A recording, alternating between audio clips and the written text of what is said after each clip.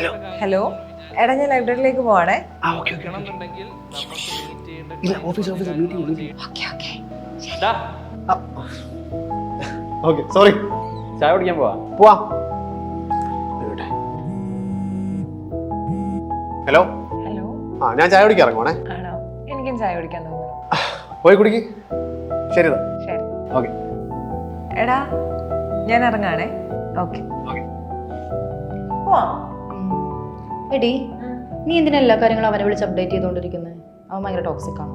Hey, ഒരിക്കലല്ല. ഇത് ഞാൻ അവനെ ഒരുപാട് ഇഷ്ടത്തോടെ ചെയ്യുന്നേ.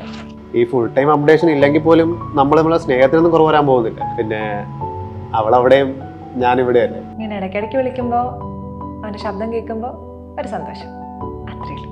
കള